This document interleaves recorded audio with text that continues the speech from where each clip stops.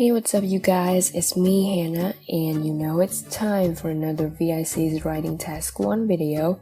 Today, it's all about bar charts.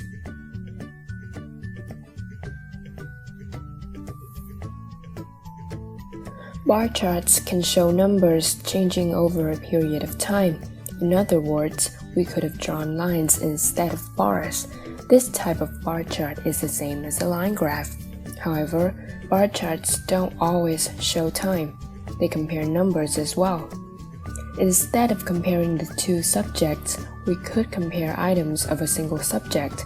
So your job is to compare the bars, whether with time or just items.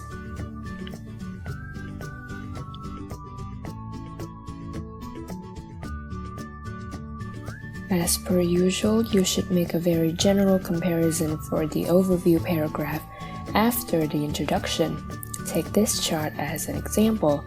Look at the most prominent feature of each subject. We're not going to talk about the figures though. Only the most general things should be focused here. There are three main features that should be included. It takes a long time for a Vietnamese person to buy a car. Vietnam has the second highest average cost, but the second lowest wages. And cost of a car in Singapore is the most expensive. Next, compare specific numbers.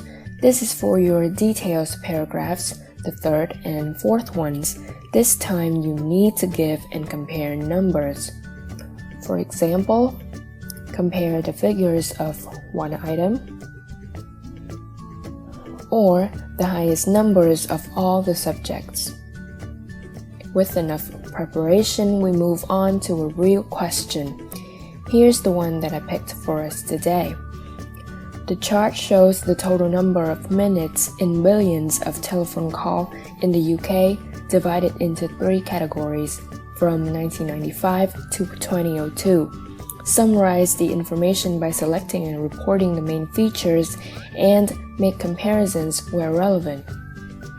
The first thing we need to do is to decide if the bar chart is static or dynamic. Static means that the data comes from one point in time. Dynamic means that the data comes from more than one point in time. What a surprise! Whether a chart is static or dynamic will affect the information we choose to include in our answer and the kind of language, such as tense, grammar that we use. If it is static, we will have to compare the different variables.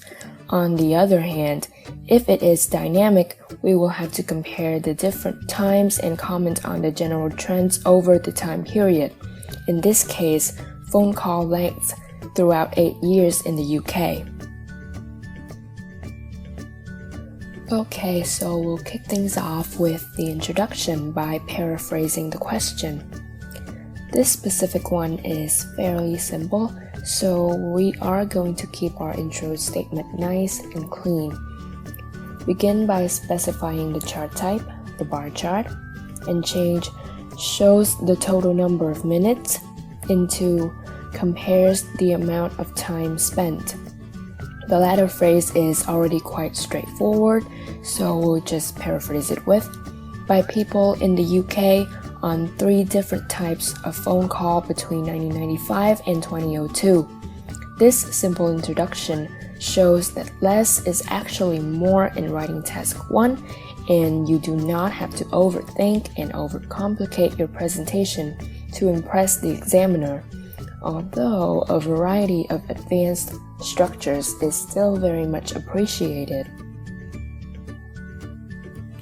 Moving on to the overview paragraph with two sentences and two main points. Here's the chart again. The first thing that I noticed is this. Another thing that caught my eye is this. Also, the increasing trend of mobile calls popularity is very striking, so these are what we're going to include. It is clear that it is always a safe but great start. From here, we just have to list the key features. Calls made via local fixed lines were the most popular type in terms of overall usage. throughout the period shown. The lowest figures on the chart are for mobile calls, but this category also saw the most dramatic increase in user minutes. To avoid repetition, we use different words to indicate the same object, which are usage and user minutes, and type and category. And we are halfway done. In the details paragraphs, which are coming up next, you need to decide the order in which you describe the bars, from the highest value to the lowest, or vice versa, and to estimate the amount of information you are going to put in. If you have gone through my last video, you can see that this process is nearly identical to that when writing about line graphs, so my previous tips and notes can apply to both charts. But with this one, I have to add just a few more points. Remember when working with the bars details to think colors and lengths and to look at each element one by one. Do not look at the chart as a whole because it would be quite confusing. There is always more than one way to organize your report. In the exam, you are under time pressure, so it makes sense to choose the simplest option. And if there are many bars, you can sometimes group them together for the description of 1, 2, or 3 bars which share similar values. Okay, back to our report. I would begin describing the first year and mention all 3 types of calls.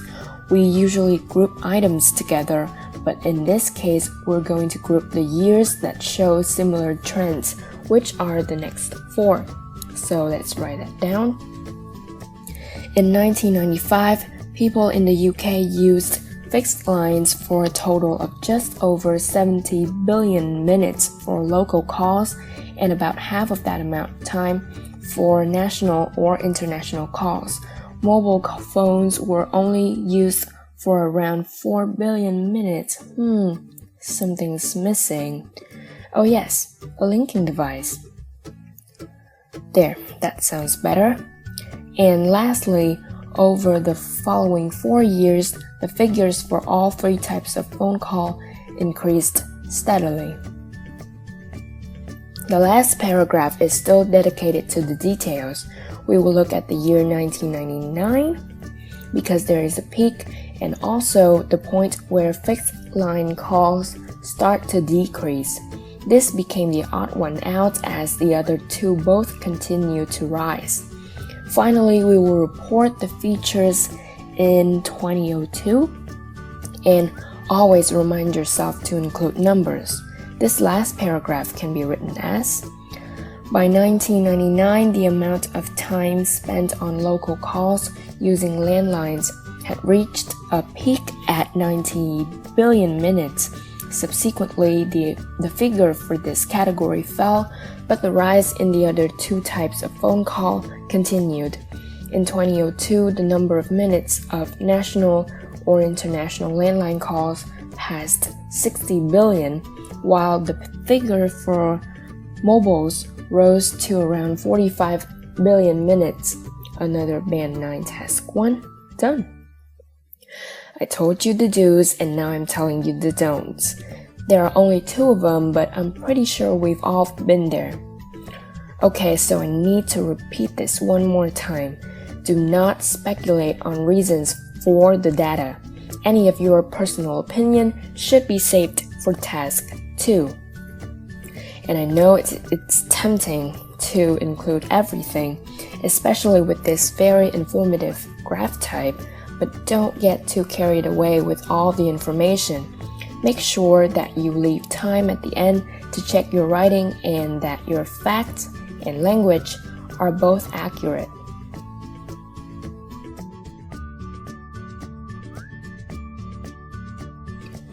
And that's about it for bar charts.